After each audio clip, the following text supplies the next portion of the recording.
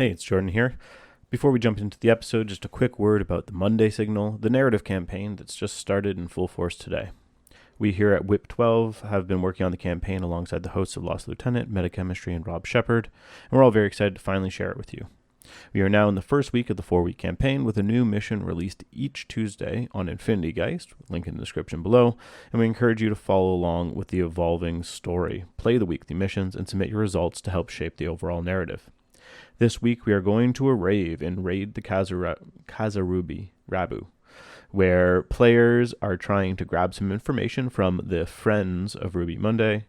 Get ready for a fast-moving mission that forces players to adapt to a moving objective that can't just be ignored until round 3.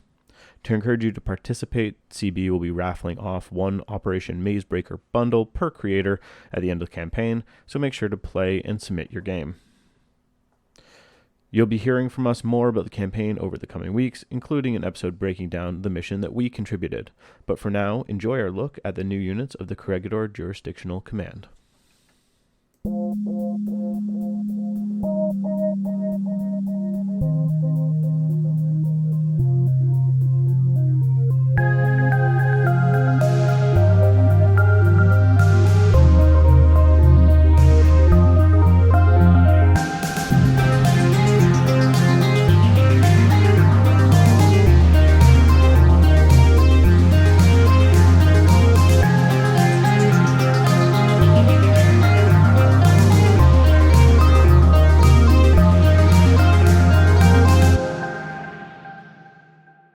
Hello and welcome to another wonderful episode of the WIP 12 podcast. I am your host, Thomas, and today I am joined by Oli and Kristian to talk about the exciting reveals from the Operation Mazebreaker. Hello, chaps. How you doing? Hey, yeah, I'm doing all right. I'm excited to talk about Corregidor. Looking forward to it. Yeah. Hello, Tom. Hello, Ollie. I'm excited to be back, and excited to talk about it with you guys as well. It's going to be a good talk again. Yeah, so, dear listener, if you are new to this and you are listening to this podcast and you've never seen Infinity before, I can't imagine why that would be. You need to first head on over to the Infinity, the game Corvus Belli YouTube channel, watch their release video, go onto their website, seek out all the information you can find, go to the Discords, there'll be tons of people chatting, praising, complaining, all those kinds of things. Get a little bit of a handle and hopefully get upon your phone or computer the various different screenshots of fire team charts and unit profiles, because we're going to be talking through them. Specifically, we're going to talk about Corregidor today. We will leave the operations subsection for another time soon. But right now we want to get in it with the Nomads and see what it is that they are up to in this new world of the Operation Mazebreaker. So I think, first of all, what do you two think of Corregidor at the moment, as in before it becomes what it's going to become? Ollie, what do you think? Shall I go? Yeah. So, to me, Corregidor are quite an iconic Infinity faction. I remember them being around for a very long time. I think they've been like solid, but they suffered a little bit in N5 with some teething problems. I think like some SWC problems, in my opinion, and their fire teams not being as flexible. So I would say they still feel a bit sort of N3, N4, so they're good, but they just need some quality of life upgrades. That's my take on Corregidor right now. Kristian?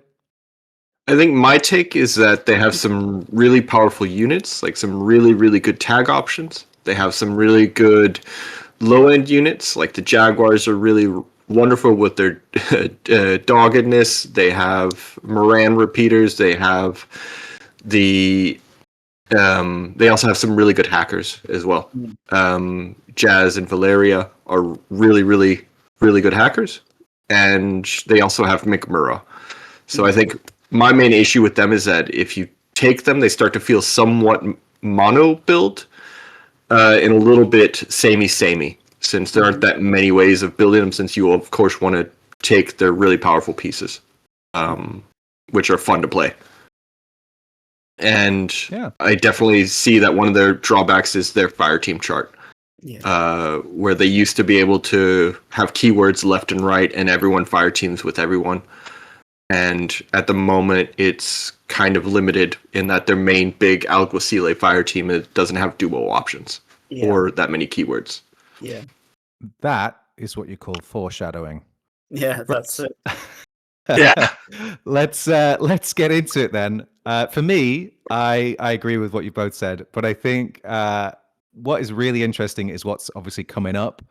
And what I'd like to start us out on is the new, and I would say unique and interesting thing about how Corregidor is going to change, which is that it now has two subdivisions, the deep space and surface subdivisions. So would one of you like to pick us up on that? What are we looking at here?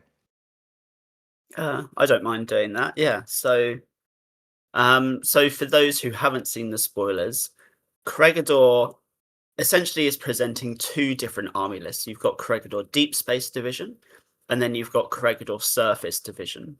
We have no more information than that. We're not entirely sure how it's going to work, but we've seen two different unit lists.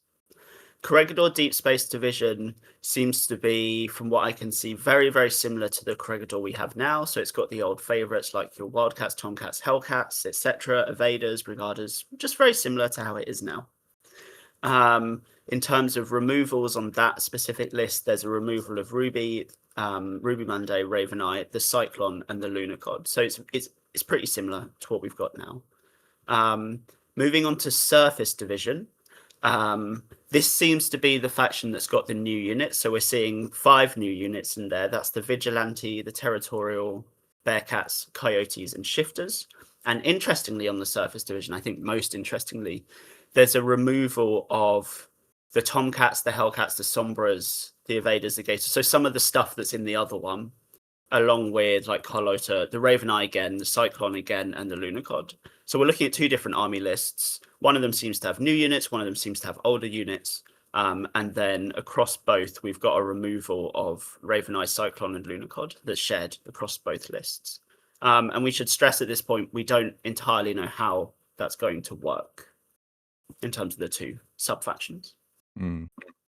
I think that's really this is the bit that excites me the most in a way, is that it's this completely new thing. I mean, it might end up being quite sort of quotidian and everyday kind of thing, but I'm excited for the potential of this, of like you can play Corregidor, but your opponent might not know if you're taking surface or deep space until you start putting models on the table, or until you start, AD deploying stuff. I think that's a really cool potential in there, assuming that is something that might happen.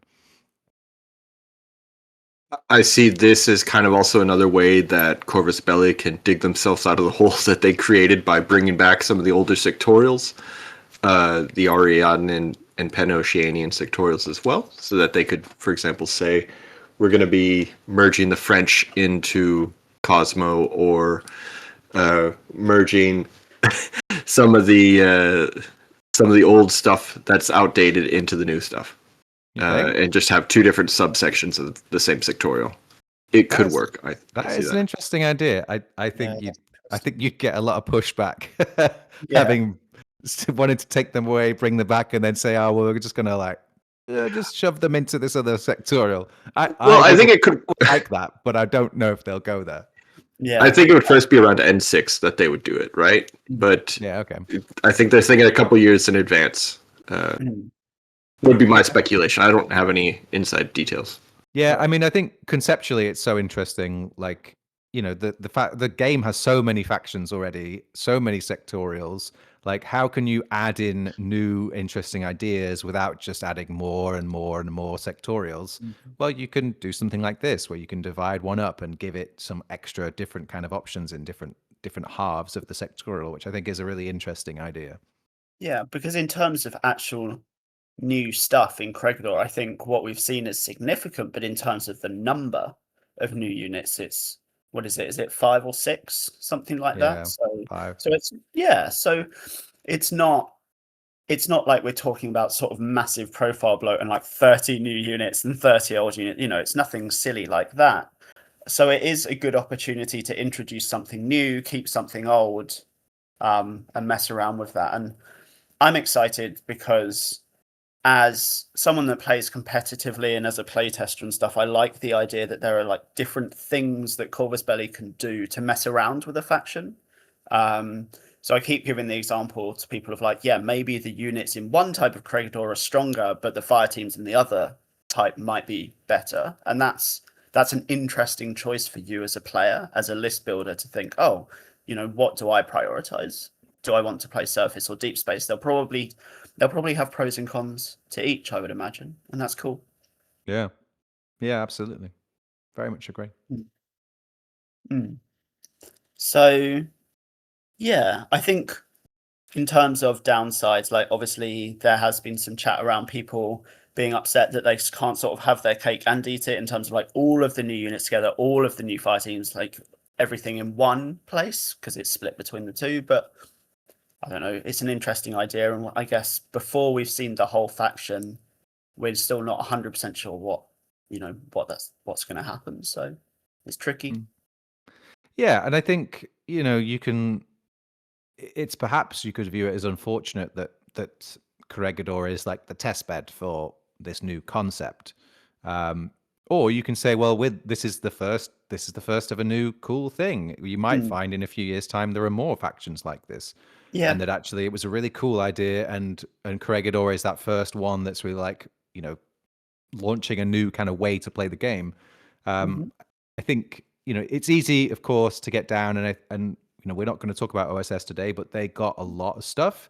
Yes. So if you're coming from Corregidor, you're thinking maybe I didn't get as much, like it's not as cool. I would say I'm an OSS main. I kind of prefer the Corregidor models, I think. So you got some really cool models from my perspective, but it's also a new and interesting way to play, which it's not as obviously like good. It's not as splashy as the Asura or whatever, but I think there's probably a lot in there that you can enjoy your faction in new and interesting ways that not anyone else will get to do.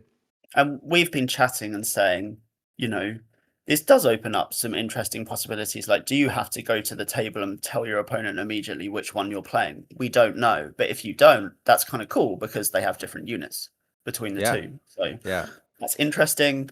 And yeah, I agree with you. Like, I like forward momentum, and I could see this being really applicable for factions like MO because the Knightly Orders probably wouldn't all vibe together. That didn't happen. That wouldn't happen.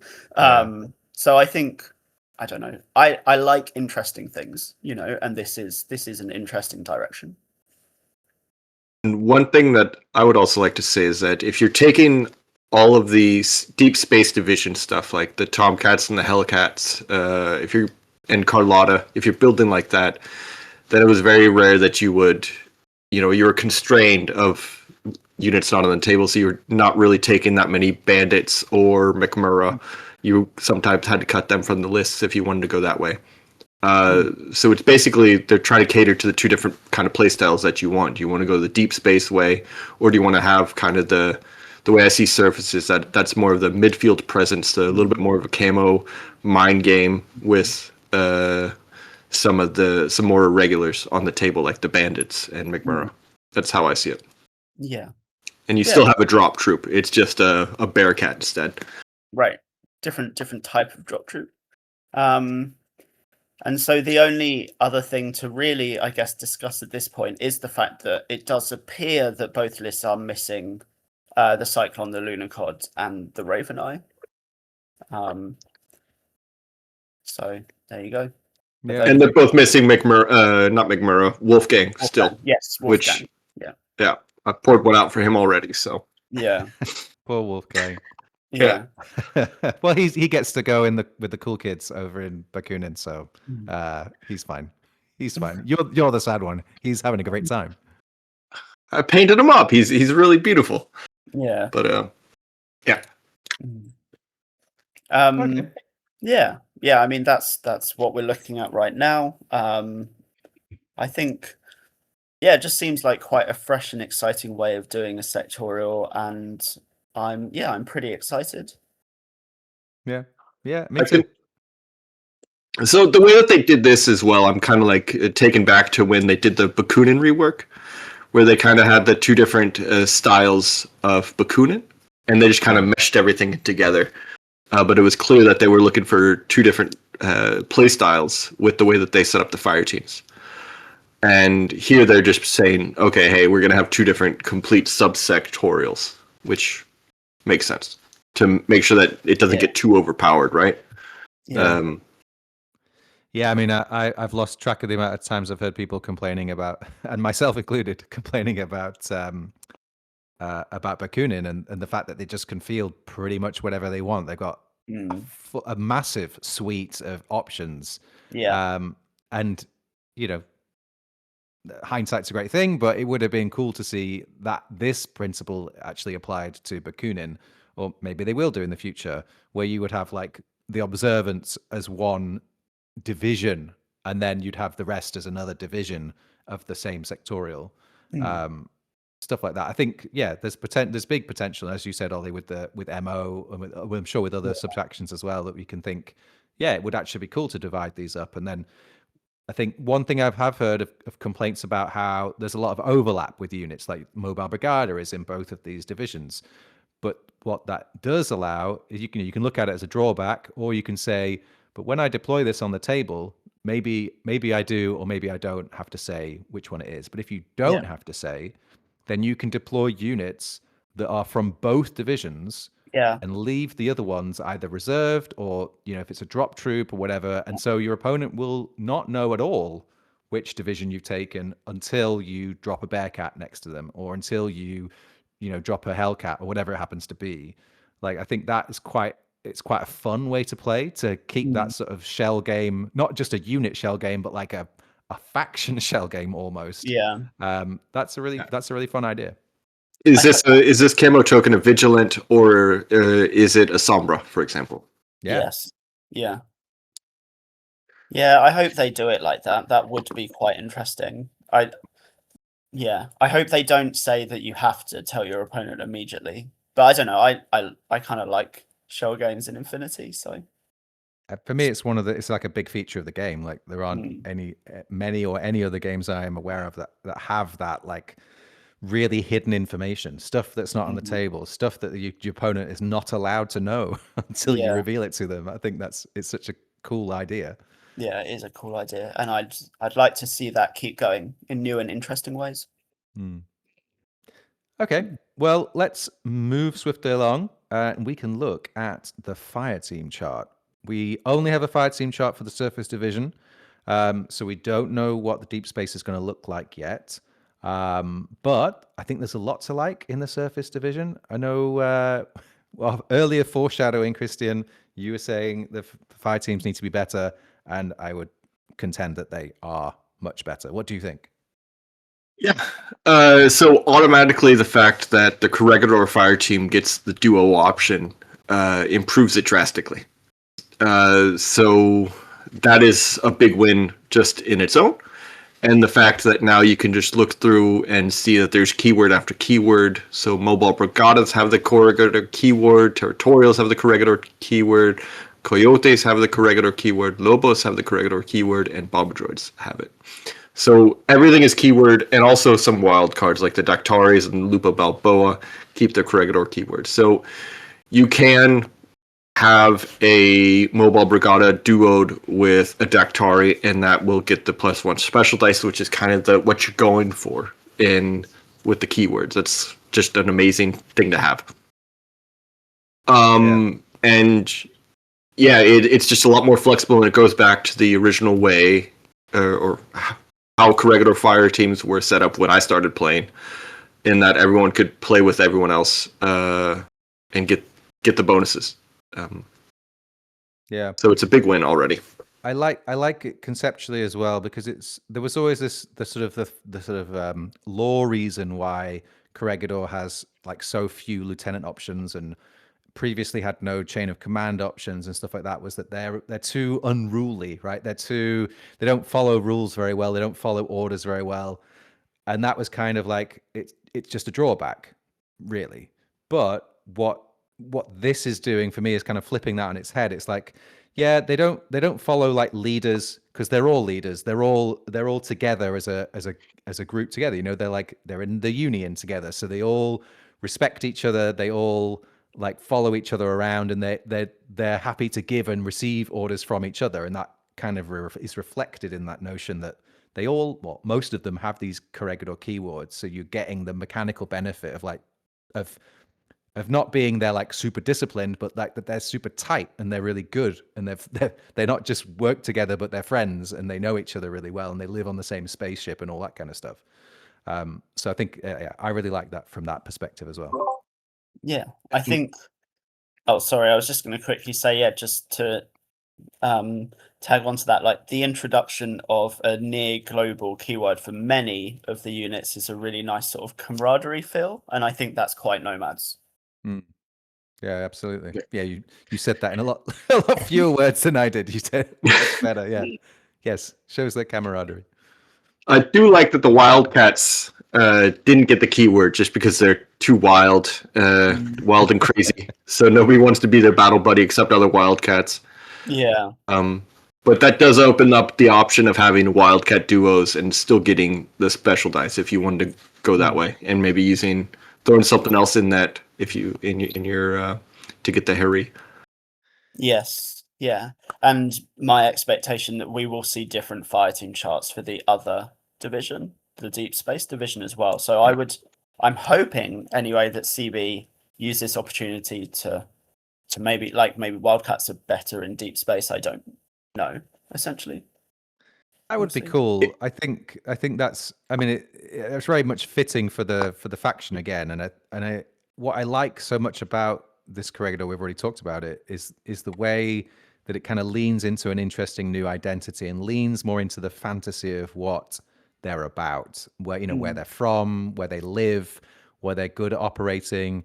Like it's every faction has one or two or many units. All the factions, they all have units that are like, this one's an expert at deep space, or this one's an expert at jungle fighting or whatever. And it's like, well, then why would it be like alongside this like normal grunt or alongside this like secret ninja or whatever? Like they have hugely different specialties. In the real world, you don't get like the jungle fighter doesn't work alongside the desert fighter in the same like unit. That doesn't happen. The specialists stick together in their specialty. So I kind of like that. Obviously, it's a game. We're not trying to simulate reality in any meaningful way, but we want a bit more of that fiction, I feel like, and that this fulfills that for me in a really nice way. Yeah, I agree. Yeah, it's exciting, isn't it? Being able to duo, lots of different units, share a keyword. It's easy access to AROs. It's easy access to like cheap specialist plus gunfighter. This is sort of N5 Infinity, really, at its core gameplay loop, I think. Yeah. I'm looking forward to... Oh, go on. The main difference is, or to add as well, that the evaders are removed from this fire team, but they're removed from this from surface completely. So we could also assume that the deep space would potentially get a similar rework and potentially have some keyworded evaders, which would also be pretty cool. Yeah. I hope so. Yeah. I hope so. Okay, what's the next fire team? Armored. It's armored. Yeah. Should I take this one? Yeah, go. Yeah, why don't you go ahead? Yeah. So this one has this is the Iguana fire team. Gators have been removed from surface division, so it's no longer here, and geckos have also been removed as a possibility for this. So you can no longer have iguanas and geckos fire teamed together. But they also added the Bomba Droid to this fire team. So the big change here would potentially having an iguana with a Bomba Droid. So you're able to have 2 mine dispensers run up the field, or a mine dispenser and a deployable repeater run up the field together, blow their loads, and then go back into the baggage bot. If you want to have this as like a Group 2 fire team, right? Then you can just go back to the baggage bot, get reloaded, and then go do the same thing in turn 2. I can see you chuckling. I didn't mean to say that. You're such a dad. Yeah.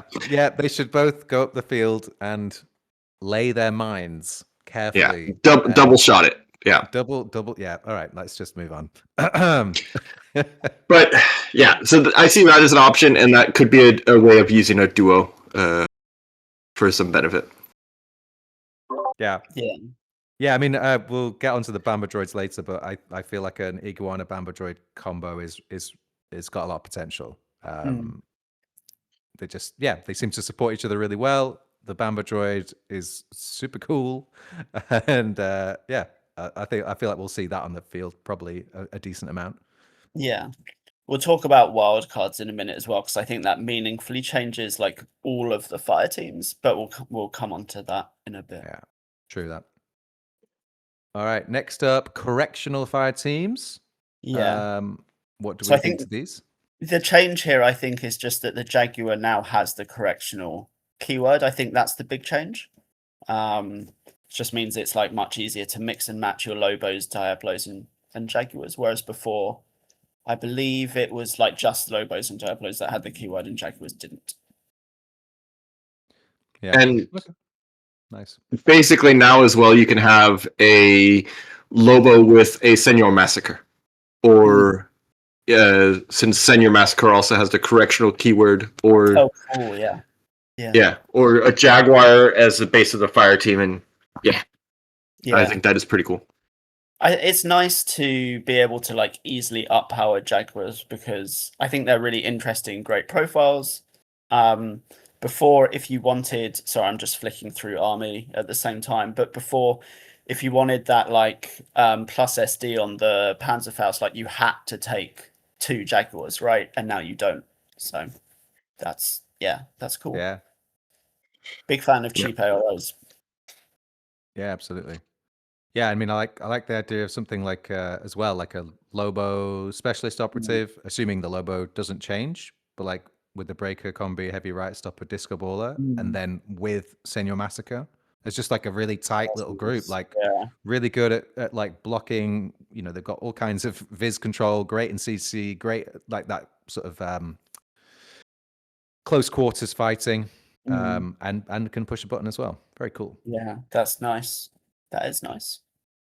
Okay, and then after that we've got. Shall we do the geckos and then the wild cards? Yeah. Like, so we finish with wild cards. So geckos have been sort of moved out into their own fire team.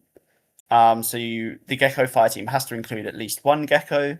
It can be a Harris or a duo, and so you can have up to 3 geckos, and you can add a wildcat, but they don't share a keyword. So yeah. I do love the idea of a gecko Harris, of just 3 geckos. It's just a lot of metal on the table. It's I don't know if it'd be good, but I feel like it would be fun. Like geckos are just really good. I love playing them. And one of my wishes is that with this rework, they'll bring out some new sculpts for them. Hopefully in Unicool plastic, so I get to paint those up. But I think the models are super cool, and the profiles are also really cool to match it up. And I will definitely be running 3 geckos as soon as possible. I also like the Gecko Harris, but I like it with wildcards. Yeah, that's fair. I think even the Wildcat, right? The Wildcat has an engineer. Does it have an engineer? Yeah. Yeah. So like a Wildcat and a couple of geckos feels like a very, very solid. I think Oli said wild card though, because we haven't gotten to the wild card table yet, and the wild card table will definitely change up how you run these around. Since that's true. Yeah. Okay, Oli, please take us away with the excellent wild card selection. Okay, so I'll talk through. I'll just list the wild cards first, and then we can kind of talk about what's exciting to us. So you've got the fire team option Vostok. Kristian, you're gonna have to stop me if any of this is new, because I'm not like super in depth with Corregidor. Certainly not old Corregidor anyway. So you've got your Vostok, you've got Dactaris. They have the Corregidor keyword, so they can go off and pure, with your Brigada, Territorials, etc. So that's cool. Big new addition is the Stempler. That's the forward observer bot, and I think one of them has tactical awareness. So that's a really nice way to go and like get some tactical awareness on all of your other fire teams. You've got the Shifter, which is a new unit. We'll go through that in a sec. You've got Senya Massacre, who's gained the correctional keyword, so they can go with like Jaguars, Diablos, Lobos, or just chill out with anyone else. You've got Valeria, Lupe, and Jazz. And the Cyclone has gone, as we were saying earlier. For me, the standout that is the Stemplazons. I love me some Tackaware. I love a good specialist. I love a fast specialist. So I am allowed to say that I've playtested Gecko and 2 Stemplazons. Actually, it was played against me by someone else. So that's Gecko, obviously a tag, good gunfighter, brings its own tackaware, and then you've got 2 Stemplers that are specialists. They have repeaters, I think, and they bring their tackaware. So you're looking at 6 orders across 3 dudes. It's not that expensive. You get a gun, you get specialists. It's cool. I think it's really good. Yeah, sounds like a lot of fun, actually. Yeah. Yeah, and those Stemplers have climbing yeah. plus as well as a little extra bonus that they get. So then, you're getting into the midfield and you can scuttle them up onto rooftops and do other, cool stuff. Sensor. Not just not just like they're fast and they add an order. It's like they're fast, they add an order, and they're really mobile as well. Well, really they're cool. fast. They add an order. They're mobile. They're repeaters. They're specialists. Like they do so many things, and it's just really cool to be able to say, "Oh, I want to just wildcard a tactical awareness specialist like into any of my fire teams." It's powerful, Yeah, big. Even just duoed, like you could just run a Gecko and a Stempler on each side. Yeah, because they're so cheap, and just have one on each flank of the table, and just be like, okay, if you need to cut something out, you cut out the Morans because they're the mid-range repeaters or midfield repeaters, and you just run up the Stemplers instead. Right. I think the thing is, if you're going to have a faction that doesn't have necessarily the best gunfighting in the world, and Corregidor doesn't have the best gunfighting in the world, one thing you can do to make them better is to throw around more orders, right? So, sure, it might take me 2 or 3 orders to win a gunfight that Pano does in 1, but that's fine because I've got tactical awareness everywhere, all over the place. Yeah, really nice. Sweet. Any other standouts from the wildcards? Kristian, do you want to talk about your wildcard? Yeah. Pick? So I think the Shifter being a wild card as well is pretty important, since the Shifter has the ability to forward deploy with the fire team. So if you were so inclined to reserve some models, maybe you could reserve a Shifter and an Iguana, or a Shifter and a Lobo with an AP Spitfire fire team, right? So if you wanted to have a core team deployed a little bit forward outside of your deployment zone, you could do that with the Shifter. So just have like a Lobo and some Diablos, and maybe Senor Massacre, and you're just a little bit forward deployed, so you're a little bit closer to melee range, and you have the tools to get there. I see that being something, or even forward deploy with another Stemplers on, so that you're even closer with those orders. So you have to use one less order, and I see that as a pretty cool and nifty thing that will get to be played around with. Yeah. I think those are the big changes. The Shift and the Stemplazon are just the new additions. Everything else is very similar to how it currently is. Yeah, big fan of them though. I think they're very good quality of life additions. Yeah. Mm. Having Chain of Command and a Zero Swick weapon is really, really good for Corregidor. Yeah, so really good place. We'll get on to like talking about shifters, but a lot of these units, I often say to people, like, there are a lot of units in the game that don't look the most exciting, but actually, like, under the hood, they do big things for the faction as a whole. And I think the shifter is that for Corregidor. Yeah. As you say, we'll get onto it. I was really unsure about it when I first saw it, and yeah, I'm excited to talk about it because it's a very interesting unit. Speaking of units, shall we move along? Unless we have any more fire team chat. Yeah. We can start then with the first of the new units. Not really new. the Corregidor Alguaciles. Carlos, feel free to correct me. But they are the Gata, which, if my Spanish is correct, it means cat. Cool. And they're the cat Alguacils, and they're kind of new. Ollie, Yeah, can you talk they're us through new. them, please? Yeah, so what these essentially do is they're alguacils or alguaciles. Spanish is not good. They all have BTS 3 as an upgrade, and they come as standard instead of with combi rifles with submachine guns. So that's lowered the cost immediately. And then so they're all 10 points. You've got one option with a contender. You've got one option with an emitter. And then you finally got one other option with an adhesive launcher and paramines. And just to reiterate, they're all 10. So instead of taking your combi rifle like Alguacil, you can take a submachine gun and contender, or submachine gun and emitter instead. And that's it, really. Yeah, I like them. Yeah, I like them. I think they're not necessarily like super, super exciting, but contenders are nice. They're good weapons. Being able to fire team a contender is always good. Like, I've been doing it in Hackers-Lam for a while. It's just it's a nice weapon to have. Paramine's interesting. It doesn't seem to have mine layer, so I'm not sure if you'll be able to place them immediately. It might just be a sort of mid-game thing where you move it up, put the mines down. I don't know.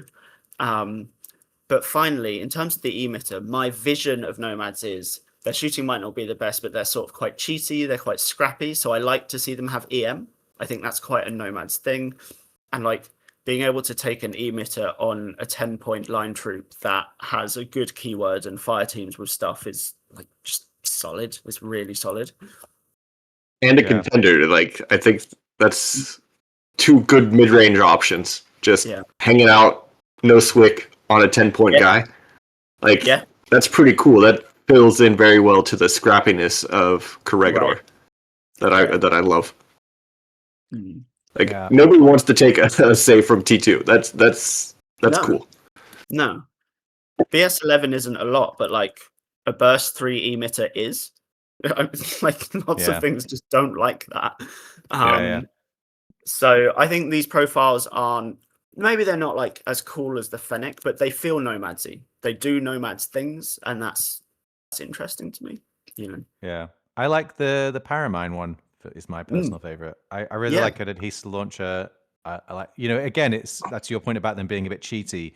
Each one of those secondary weapons that the profiles have do just sort of they sort of game it a little bit. You've got your SMG, normal ammo, and then it's like some other exotic ammo thing that does a different kind of job, that targets a different kind of enemy. And I think that's really cool and thematic and fun. Yeah. And it's just nice to have a 10-point basic infantry that isn't a combi rifle, because combi rifles just are what they are. Yeah, I mean that's a really good point. I mean, if you could compare it to a sort of standard Fusilier, the 10-point Fusilier with a combi, it's like, well, actually, I think I'd rather have a Gata Alguacil with a contender or an emitter, right? You're reaching out past the 16 in a good, it's 5% less chance of hitting, but that's not that big a deal. But your gun is way better than a combi rifle. Way better. Like, I'm a Hackers-Lam main. I've played Hackers-Lam for a very long time, and like the thing I've learned is it's really nice to have cheap troops that can win you the game in a tough spot, and like emitters do that. That's totally what they do. Right? Yeah, absolutely. Are there any missions in the current pack that reward anti-material weapons? Because the contender is actually anti-material. Oh, that's interesting. But I think the ones that do tend to be anti-material close combat, not range. Okay. Yeah. If they even still exist. That could be an interesting option, though. Yeah. If it comes up again. I like them. They're cool. Yeah. Cool. So the next profile we've got is the Bandit, and the Bandit's looking pretty similar to how it was. It's swapped +1 burst for +1 SD, which I guess essentially just makes it like slightly less lethal in the active turn, but much better at AR rowing. It is what it is, and they've dropped a couple of points, like 1 or 2, something like that. but they're still the bandits that we all know and love or hate. Love or hate.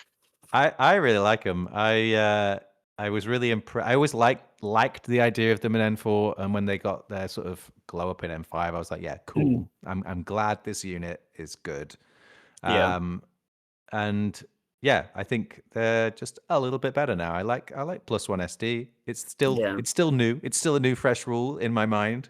Adding it onto units is like, yeah, now it's an N5 unit. It has +1 SD. Yeah. And yeah, it's just way better ARO. Like it's Right.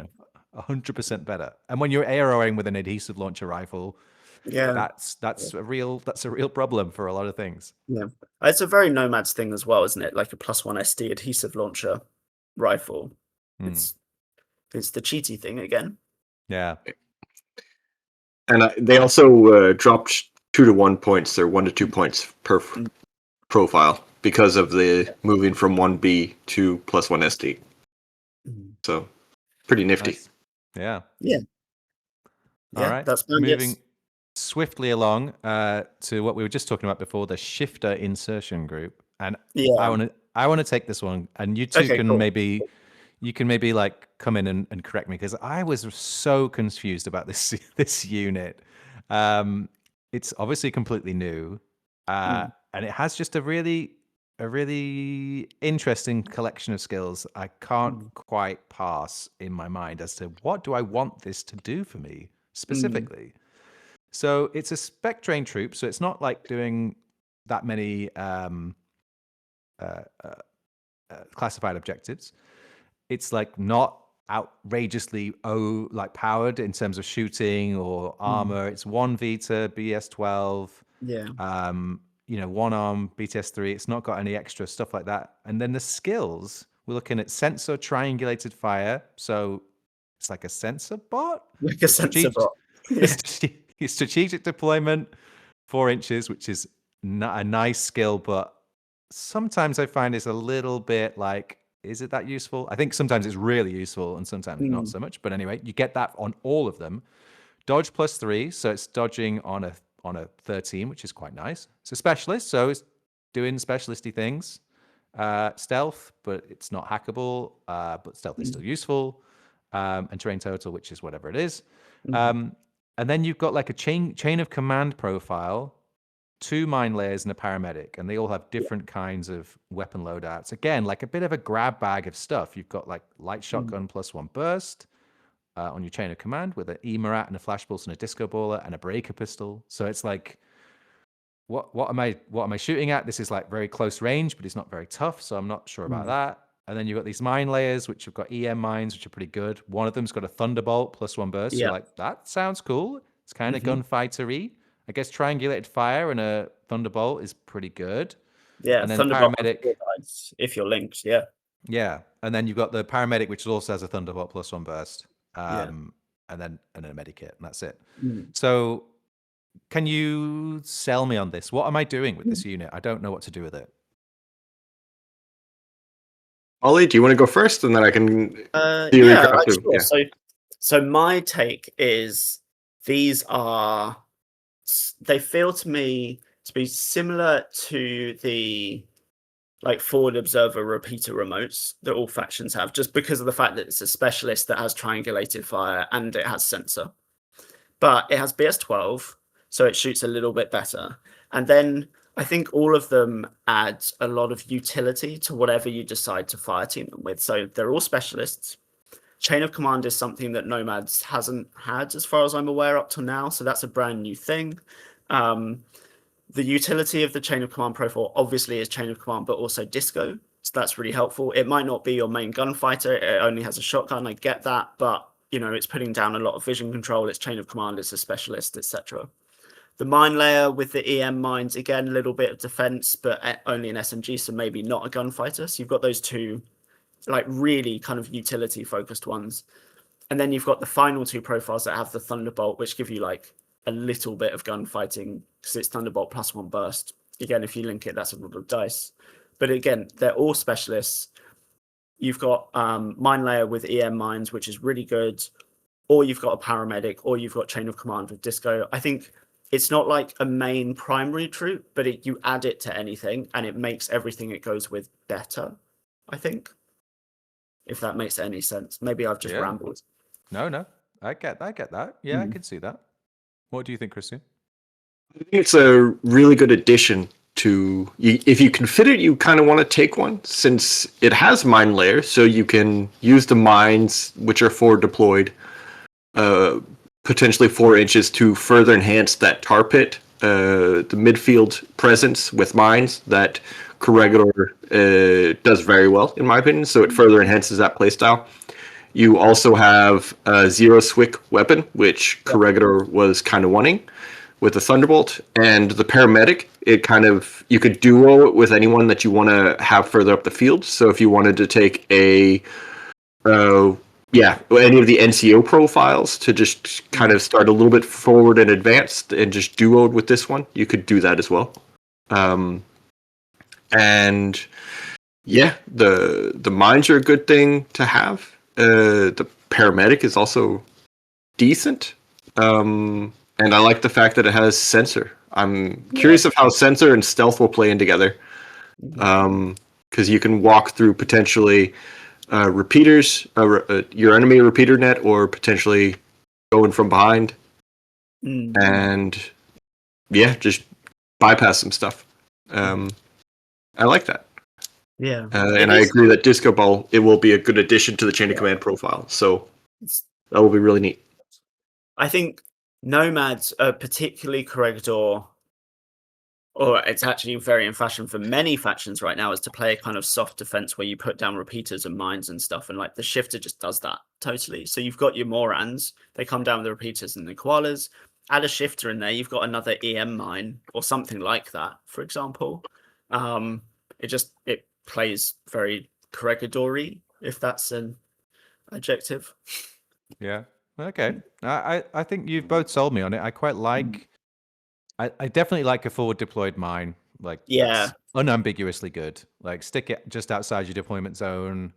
I often find on tables, the tables are built in such a way that like sometimes there's like a gap that needs filling, if you know what I mean. Like the deployment zone will have some stuff in it, and then there'll be a little gap, and then there'll be, and it's like, well, I can just put a mine in there that's gonna then, when the gap that someone needs to cross, I'm gonna block it with that, which is nice. Yeah. Also, like, I mean, the second profile down is a 17-point specialist with EM mines and an EMORAT. If someone's pushing into my deployment zone, I'm going to trade that away with an EMORAT instantly and just think, well, I'm winning that. Like that's an easy trade to make. Yeah, that's a really good point actually. And also it's interesting, not a forward observer, but 2 flash pulses as well. Yeah, which is also decent. Like, they are they're active, so to speak. Guns are short ranged, but you can still do a flash pulse at range if you find yourself in the urgent need to do so. Yeah. Okay. Shifters. Maybe it's one of those troops that it's not going to be doing your shooting every order. It's only BS12. It's not good for that. But it's the kind of thing where you're on turn 3 and you're like, oh, shit, I need to get to an objective. What do I have? Oh, I've got Disco Ball, or I really need to get rid of this tag. Okay, I guess I'll walk it over and I'll threaten the EMORAT. And if not, if they dodge or whatever, I guess I'll put a mine down or something. Just kind of does stuff. Yeah, and you move in. I do quite like the idea with the Thunderbolt, particularly of you playing against Kestrel or something, and what do you call it? The hidden deployment rocket launcher piece drops out of hidden deployment, and you're like, oh great, I've got this -6 thing that's quite far away, and I don't have anything to shoot it. Well, you now have a 4 dice Thunderbolt that you get your 13 dodge. Actually, now that's see now I'm getting it right. The dodge plus 3 makes sense in that context. You're like, well, now I can really actually have a decent chance of dodging into position to triangulated fire that -6 ARO thing. Yeah, I like that. Yeah, it just does things, lots of different things. Yeah, Cool. All right, I'm sold. Shifter, I want one. Although I am a bit like, the artwork is very cool. It doesn't have any CC skills. No. He's leaping out of the shadows with a dagger in his hand. It's like, Okay, yeah, classic CB's things, but Yeah, it's one of cool. those things. Yeah. It is cool though. Yeah. All right, next up, yeah. Vigilante. vigilantes, which I learned the other day.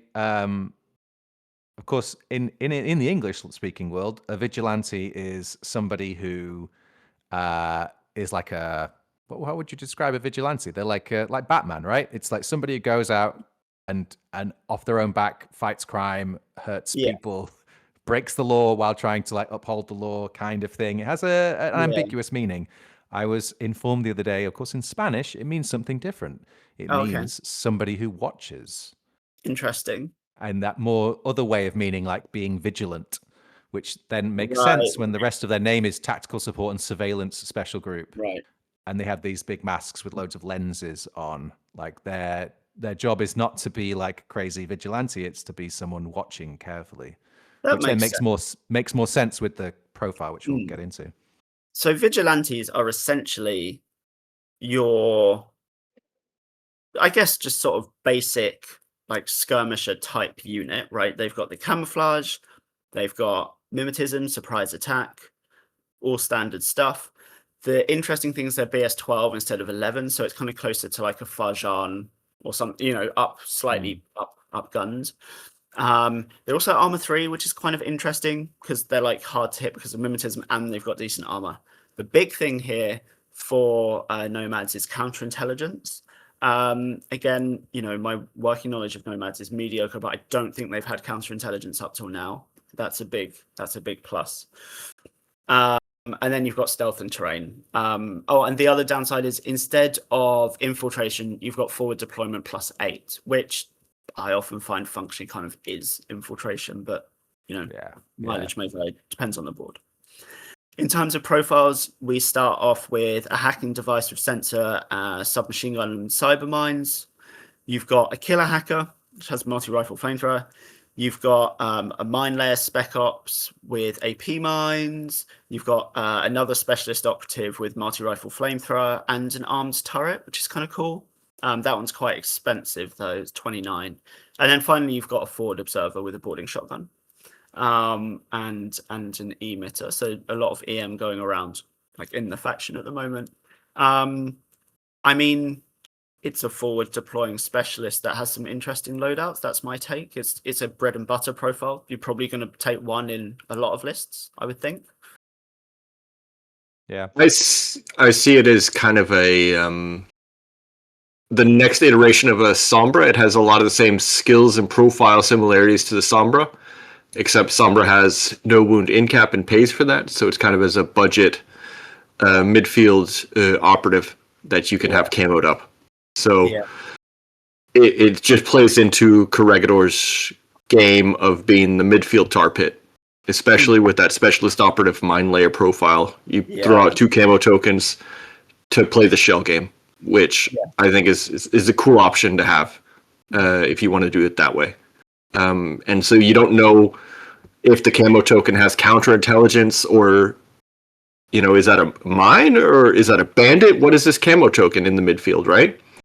And I think that's pretty cool, is that you just have the threat of each camo token could be counterintelligence. Or it could be a killer hacker.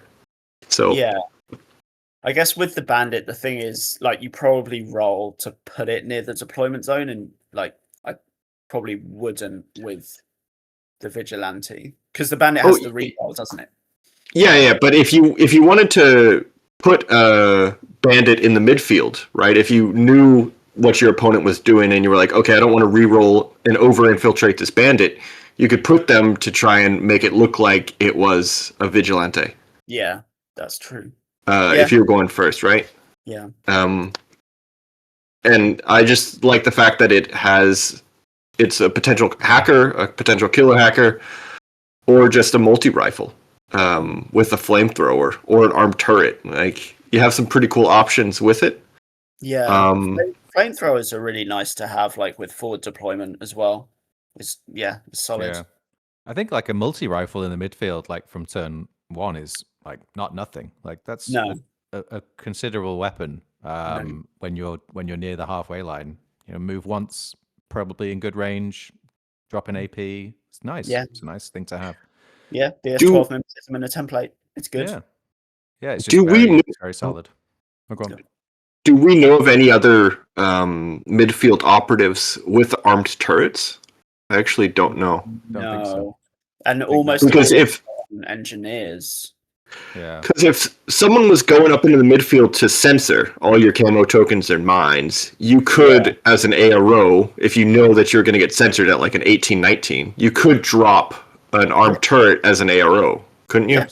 Yeah. Place deployable, so then you then have an armed turret in the midfield, which is good for combi rifle range. Yeah. So you might be exposed, but hey, now you have a turret.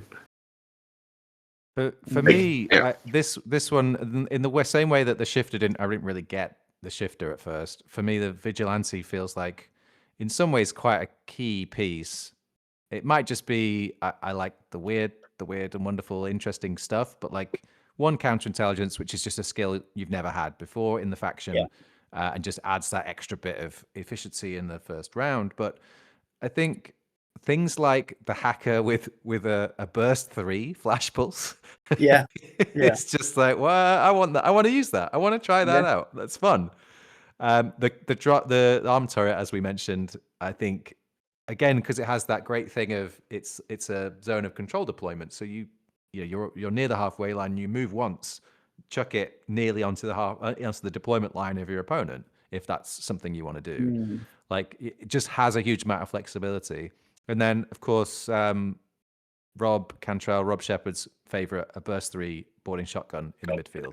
Yeah, you just can't go wrong with that. No, it's really it's good. There's just a lot of stuff in there. That I mean, I look at all those profiles. I'm like, it's AVA 2. I wish it was AVA 4, so I could take like a bunch of them. I really like the Vigilantes. Really cool. Yeah, cool profile. Yeah. A little bit held back by. I'm a little sad to see that they're just still one wound. Like one wound medium infantry is kind of Corregidor's thing. It would have been cool if they kept the no wound in cap, but the fact that they got a price reduction compared to Sombras is okay. And you're protected by camo. I like Arm 3. I think, I'm always really torn about this because it's kind of like the thing that CB does for units when it's like, this has got 1 wound, but it's got 3 armor, so you're gonna survive 5 or 10% more of the time than something else.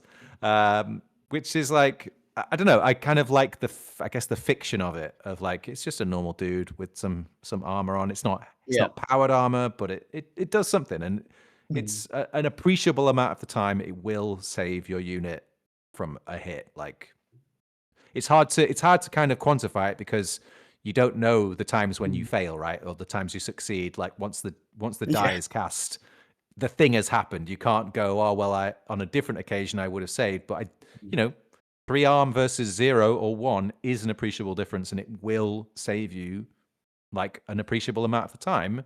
You just can't really visualize that. It's because hard to of course, visualize. Yeah.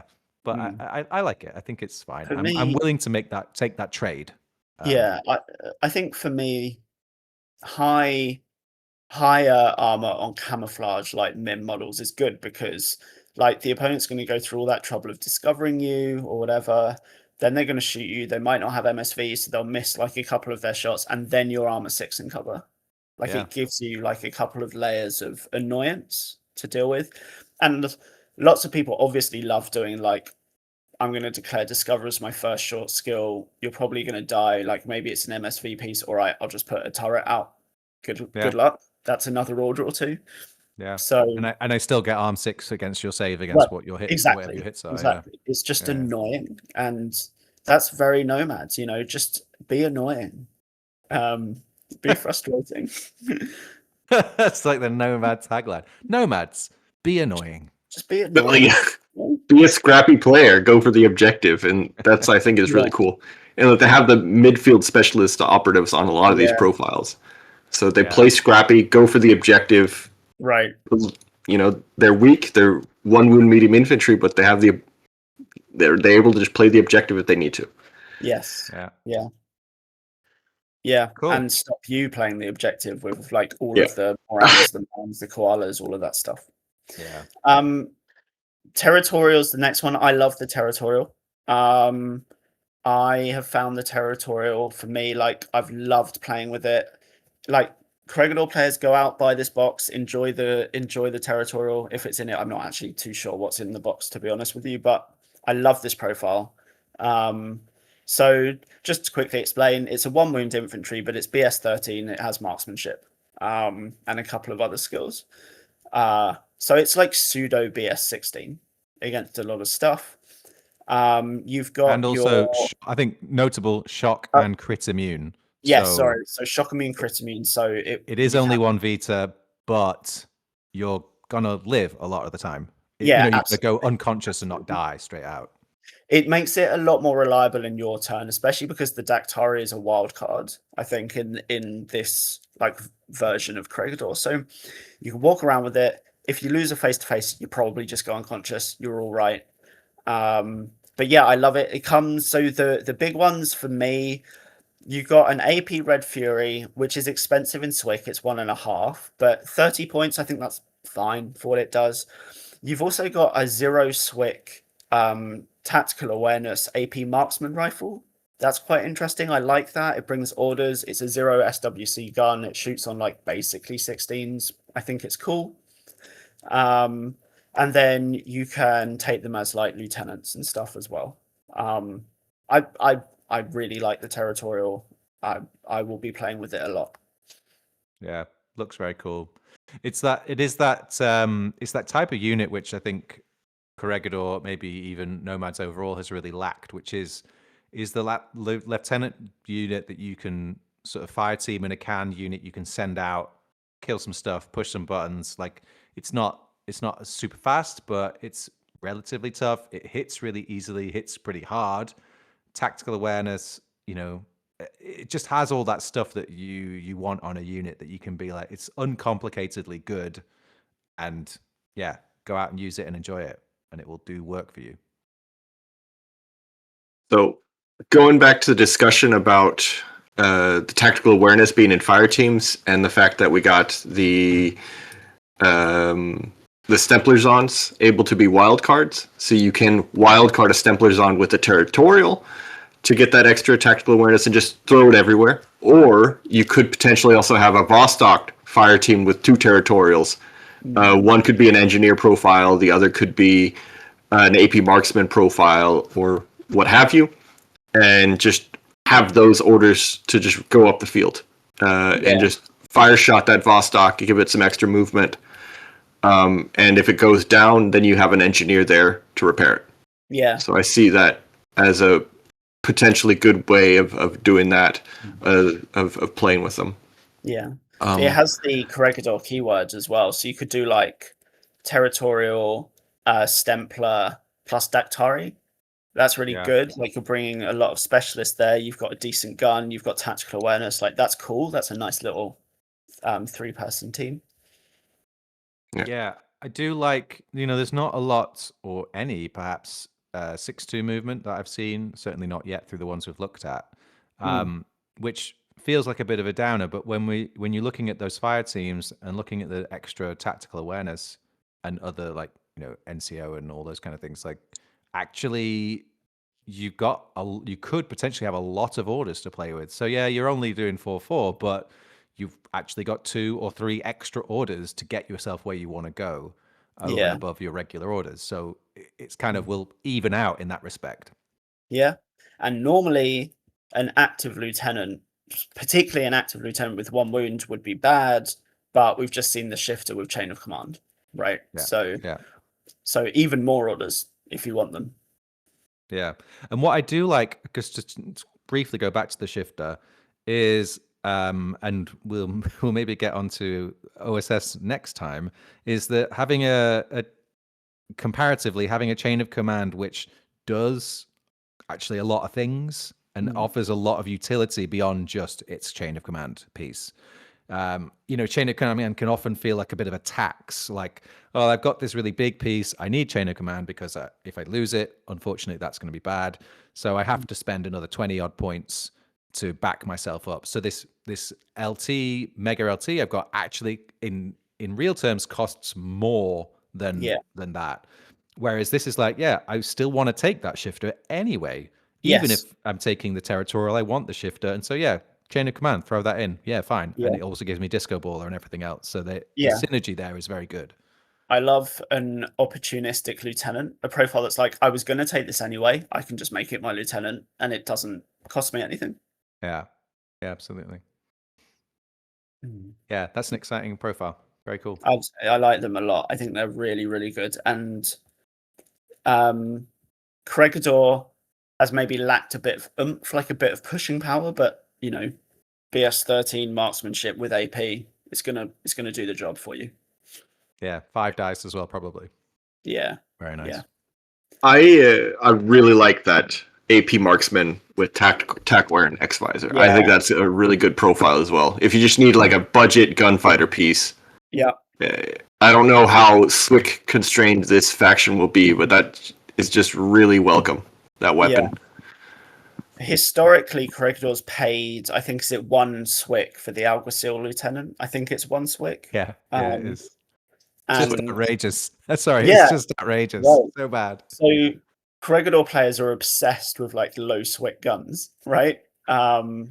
Particularly because like it's a hacking faction. You probably want guided. Maybe you want guided. So you've got your hackers, you've got your guided, you're paying a tax for the Alguacil lieutenant.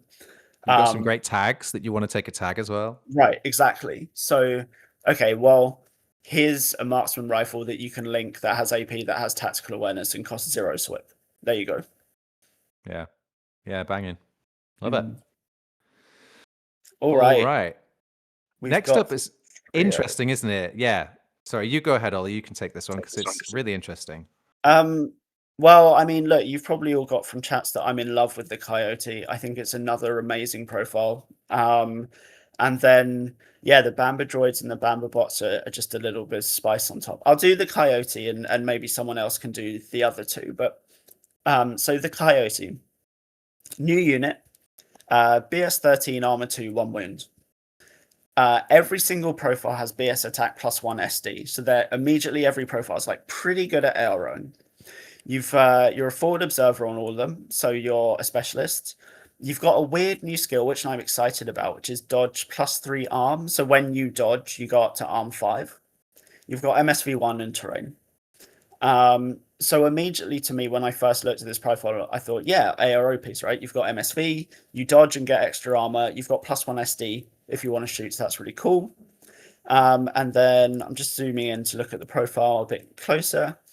You've got a boarding shotgun flash pulse profile. You've got a multi-marksman with a Bamba bot, which we'll get onto in a second. You've got a killer hacker profile with an SMG, a couple of other guns, multi-marksman, etc. And then you've got a killer hacker with an emitter. I've played the emitter personally. It's really, really good, right? Because it's linkable, because it's plus 1 SD. You get to roll a lot of EM dice with MSV, and that is terrifying. You can't smoke it, right? It's got MSV. Normally with something like that, you just try and roll a tag and say, okay, I'm just going to outburst you with higher BS. I don't really want to roll a tag against an emitter that's got that much burst. It's kind of unpleasant. Oh, sorry, I forgot to say, it's Warhorse as well, so you can't even use BS -3 against it. It's just going to shoot you. On probably flat dice, which is really, really impressive. So for me personally, this is the hard ARO. It's the burst 3, burst 1 plus 2 SD in a fire team, with MSV with Warhorse. I think that I like it as an ARO. I think it's really cool. Yeah, I see that. That's really nice. And it's the killer hacker also has carbonite as well, so you get that extra. Like you can take one normal hacker, one killer hacker that also has carbonite, so you get like two hackers can do normal hacks against hackers as well, or against tags or rems or whatever, which I think is always a nice little extra boost. And you don't pay a Swick for it, which is also really, really good. Yeah. So it's basically a Swickless carbonite, which I think is cool. Yeah. And it's okay. And you can go in Cyber Mask because of the Killer Hacker. Yeah. So you also have that option if you wanted to take it as a solo piece. You can run it up the field with your Bombabot, which I can get into in a bit. But you can run it up the field with the Bombabot, do what it needs to do, and as soon as it goes down, you can go into Cyber Mask as a... Yep. Actually, would the Bombabot go into Cyber Mask as well? That's a good question. Don't know. Don't think so, but not sure. I think it might do. Because is it the Raptor Killer Hacker can put its Dava bot into Cybermask? So okay, yeah. I think the Bambabot should be able to, if that still applies across in. Then that's really sexy. I'm very intrigued by that. I'll have to think more about it. I just now thought about it. But should I go over the profiles and then we can continue on the Coyote? Why don't you talk about the Bambabot a bit, because it's quite important to some of the Coyote profiles. So the Coyote, it has the 3 different profiles, and you can choose between the fire team option or the normal option with forward deploy. But the option with forward deploy comes with a Bombabot, which has it's a normal peripheral. It has chain rifles and AP mine dispensers in one profile, or you can go with the chain rifle, flash pulse, and deployable repeater in the other profile. So pretty good options for both, depending on what you want to do and how you want to play. Especially if you cyber mask up the Coyote with the Bombabot in the Killer Hacker profile, you can run that up and drop some mines or deployable repeaters if you need to.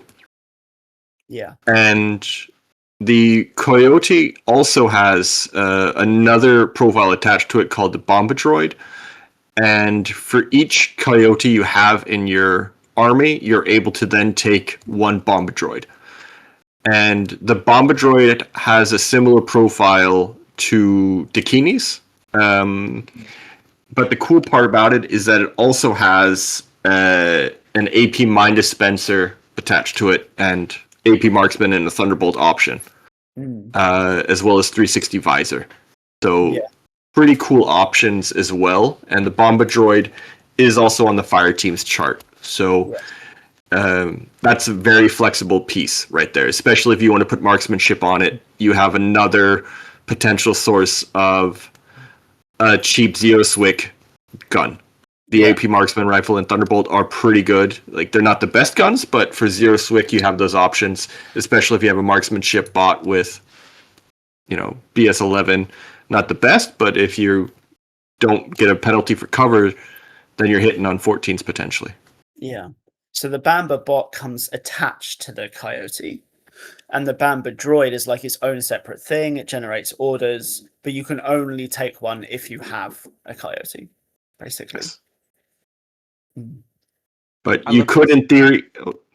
I'm just waxing lyrical. I love this. I love these Coyote profiles are very cool. I also adore the model, and just this idea of, again, just a new kind of twist. Obviously, we've got loads of peripherals in the game, but this idea, you take a Bombadroid, but you have to take a Coyote as well. So it's kind of like thematically linking them together.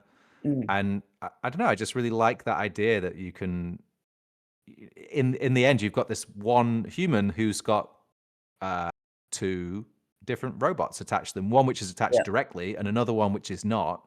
And you can obviously, play around with that idea a lot. I just and all the profiles are really solid and fun, and I love it. In terms of lore as well, because the Coyote has dodge arm +3, I think, does it have like a shield or something? So when it's dodged, it uses the shield or something like that. It just makes fluff sense. Yeah, I don't know.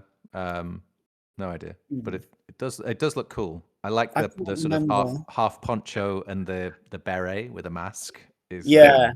It's an interesting model, but I do like the expansion of dodge bonuses. Like, you saw +1 SD in the new Ariadne stuff. That's interesting. Now we're seeing dodge +3 armor. That's really cool, because if you do get attacked with something that, maybe it has albedo, right, which would counter your MSV, you dodge, you're on armor 5. Yeah. 18. It's Yeah, kind of, I mean that's big actually. When Yeah. arm 8 in cover is like, yeah, okay, I'm dodging. So yeah. hit me I if you like want. I'm still probably going to be okay. Right. Yeah, I think it's a nice little thing. Yeah. This is the miniature I'm most excited to paint because it has the shield where you can do some nice freehands, and it also has the poncho where I also want to try some freehand of the cloth on there. So this one I'll use quite a few hours painting this one, I think. And yeah, I'll just reiterate that the Coyote has a very similar profile to the Devas, and the Bomba Droid is very similar to the Dakinis. So I'm going to be really excited to have basically a Dakini that now has a Mind Dispenser. Is how I'll play it. As someone that also plays OSS. Like, that's going to be really fun. Right. They're so good, Mind Dispensers, aren't they? Especially these ones have AP mines as well, so it's kind of nasty. Yeah.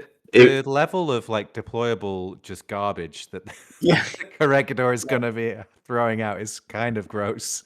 Yeah. There's a lot of like all the existing stuff that already has some kind of deployable and all the new stuff that has deployables. I'm like, I don't actually. Yeah.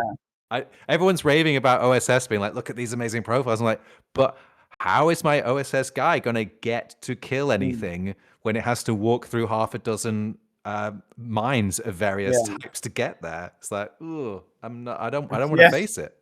That's funny. I'm holding up to the webcam now. You can see my tokens for my Mind Dispensers and what do you call it, camo. It's just trash. I made a whole bunch of trash on the 24mm bases or 25mm bases to be all the trash that you're throwing in the midfield. So I'm throwing literal trash on the midfield. I think the feel of Corregidor feels like really appropriate for Nomads. Like, you're throwing out a lot of trash everywhere. You've got your repeaters. You've got a lot of EM. It's very different to how a lot of factions play. Yeah, it's kind of rugged, sort of low powered but quite asymmetrical. I like it a lot. I like it a lot. Shall we talk about the very final profile? Yeah. Who wants to lead on this one? I'll take it. I like this. Yeah, cool. I like airborne troops, and this is the Bearcat Airborne Heavy Regiment. It's a veteran HI troop, so it can do a lot of objectives, classified objectives. And it's the 162 unit that we've got of new stuff into the faction. It is Arm 3, BTS 3, known incap, shock immune HI, BS 13. So far, so fairly standard, Whip 13. It is a warhorse, which is nice. So it's quite hard to hack. And super jet propulsion as well. Always an important one to call out. Very cool move. So then it's going 8-2 on its in its movement, which is pretty amazing. And then you've got a couple of killer hacker profiles. One with a boarding shotgun +1 burst. The other with an AP submachine gun and adhesive launcher rifle. Both with decharges. Engineer with a deactivator. Also AP submachine gun. A general specialist operative with a Spitfire, which is very nice. Yeah. And a paramedic, also AP submachine gun, but also with a deployable repeater. Yeah. So I really like this. I like the model. And again, it's one of those things we've been talking about, the faction sort of lacking the gunfightery stuff. These are not cheap, but I think they have a very high ceiling in terms of what they can achieve in a game, given that you can jump them in, walk them in onto the side. They can do a lot of classifieds. They can kill a lot of things. The killer hackers actually have firewall -3 as well. So hard to hack. They're hard to hack, and they hack fairly well. Like, I don't think there's much to not like about these. No. I'm into it. It's cool. Yeah, I mean, the headline is it's an NWI drop troop, which is immediately very good. And then you've got a variety of like good specialists. You've got a Spitfire as well. You've got things like the deployable repeater, and you've got firewalls on the hacker. It's just really, really solid. Yeah. I see loving- this. Oh, go on. I see this profile very similar to the Lushing. The main difference is that it's available 3, AVA 3. So you could have 3 of these in your army if you so wanted to. And I also was looking at the profile the other day, and the hacker profile is able to take out 14 of the 20 classifieds. So that also plays in very well to the scrappiness of this army, is that you can just drop it on the side of the table and go take out some classifieds. Yeah. That's really cool. Oh, actually, one thing we forgot to say that I think is really cool about it, for the Corregidor player, not for you, is that it comes with boarding pistol +1 burst. And it has NWI, right? So you just walk it up to something, you go, okay, if you shoot me, I've got NWI, I don't care. I'm just going to put 2 templates on you. Yeah, sorry, I totally missed that doing the rundown. Really nice extra benefit. Yeah, burst 2 templates on something that has like multiple wounds is really good. Yeah. I mean, it's kind of similar. It reminds me of the territorial in that sense that it's just very uncomplicatedly good. Like, it will do work for you. You don't have to think too hard about it. I really am looking forward to either doing it myself or having someone else arrive with a killer hacker with a boarding shotgun, blow up my hacker and walk around and then blow up my tag or whatever it happens to be with the boarding shotgun. It's just like, it's one of those ones. It's the sort of infinity dream moment of just being like, yep, kill, done. Game is actually won now with this little interaction. So yeah, very cool. I like it. None of the profiles we've talked about are like, I don't know, they don't feel to me really overtly like over the top or overtly powerful, but the more you read into them, you start talking, you say, well, oh, it does this and this and this and this, and it's very flexible. Yeah, and there's not a profile that we've gone through that I've, as I said, I was a little bit confused about the shifter, but you sold it on me, and I think none of them I'm looking at going like, it's okay. Like each one I can look at it and see some real genuine value. I mean, you could argue that the new alguaciles are like not amazing, but they're only 10 points, and they are bringing something quite unique for what their role is. And it's sort of a bit the same all the way down. You've got something that's bringing something quite unique, something that's a bit different, something that's going to enhance not just what, it's not just adding its own sort of strength, it's also enhancing the things around it, or, combining well with other things. Like, it feels like it's that it is a small amount of individual unit releases, but it feels like it's plugging a lot of gaps in where Corregidor was and how it was playing before. It's sort of bringing it up quite efficiently and cleanly up to a more N5 kind of standard. Yeah, I agree. I have prepared some potential fire teams that we can talk about on the next slide if we want to go there. I've copied and pasted some of them that I've been playing around with. Of just some stuff that I'm excited to play around with. If you guys have a little bit more time. Yeah, talk us through. Yeah. So when I was playing OSS, one of the favorite things that I was playing around with was the Danabos Hacking Device Plus with Pitcher, the Diva Killer Hacker, and the Dakini Heavy Machine Gun. And what you would do is you would put marksmanship on the Dakini Heavy Machine Gun, and it could just it was a little Harry that could Harris that could run around and just do a whole lot of stuff, threaten pretty much anything, threaten tags. And what you can do now is you can use a territorial engineer lieutenant or any territorial engineer, when you can have a Jazz or a Valeria with the fire team option where they have a pitcher, and then you can have a bomber droid with the AP marksman rifle with marksmanship. So you have this like little fire team that could run up and attack. And now that I'm talking about it, I would probably actually have Valeria in there. So if you wanted to go and attack a tag, you could run up into the midfield with this and throw out a pitcher onto the tag, and then use your total control onto the tag. And so that would be a good defense, just an all-around hacker to throw up in the midfield. Gun an engineer. That's nice, And you just have the extra tactical awareness from the engineer. It's 28 plus 22. It's like 56, 60. 1 second, let me do the math real quick. Plus 22 plus. Yeah, 66. Like that little fire team is 66 yeah. points, and you get the +1 special dice on it. So you get the +1 special dice on the pitcher and on the mines that you're throwing out, and I just see that as pretty good. And then you just go out, shoot your stuff, and then come back near the baggage bot. So very good group 2, since it has some self-sustainable orders, etc. Yeah, I like it. So that's one I'm excited to try out.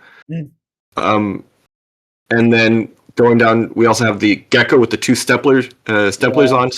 So that is, the Geckos are cheap tags. They're 52 points plus 18 for each stemplers on. So you got a fire team with 6 orders, and it's only 88 points.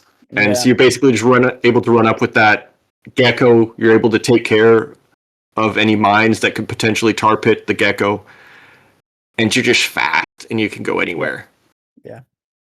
Yeah, That would be another good option for group 2. So another fire team that I've been thinking about is, with this one, you could also have 2 Wildcats. So you can have a Wildcat heavy rocket launcher and a Wildcat killer hacker device. So just a little duo to get the extra dice on the Wildcat, and that's only 45 points. Just for a little duo that can threaten with the heavy rocket launcher or killer hacker device. I think that would be pretty good. Yeah, that is interesting. There's a lot you can do with the new Corregidor. I think it's looking like it's going to be quite a good release. There's some exciting stuff in there, and the fire teams are much more flexible, aren't they? Yeah, I think so. That's the thing that stood out to me most, was getting so many things with the Corregidor tag. It just makes it so much easier just to use the faction, to sit and go, okay, I'll make a list and I can throw these different things together. And instead of that challenge that you always had, where it was like, oh, how can I make this work? How many things do I need in this fire team in order to actually get the bonus that I want? Do I have to take 2 Mobile Brigada in order to make this work? Like, okay, or do I have to spend points on an extra other unit and spend the same amount of points and have a sort of redundant piece? Now it's like, a duo of this and a duo of that, and they're all pure and they all do what you want them to do. It's very N5, and very, very also fitting for Corregidor. It's not, it's not just it feels right for the game right now. It's like it feels right for the faction too. Which is nice. I mean, just read Team Z. I'm really, really pumped about this, about playing some Corregidor at the moment. Yeah, I'm excited to put them on the table. Yeah, same. I'm an OSS main. I'm looking forward to doing the next sort of one of these videos if I get the time. And it's I'm actually a little bit more excited by Corregidor, just because it's just a bit more interesting. Like, OSS is very straightforwardly like powerful. It's like, this unit does this and it does it very well. Whereas this is like, these units do these things pretty well, but they also do all these other things.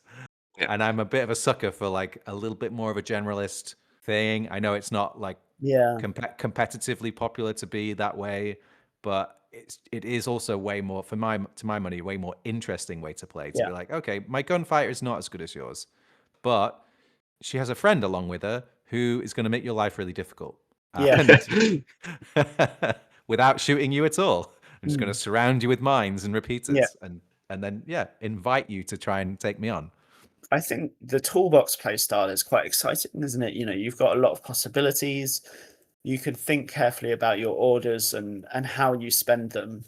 Whereas, if you take a unit that's just a gunfighter, the list can sometimes just sort of play itself. And I don't think Corregidor does that. No. It is. Go on.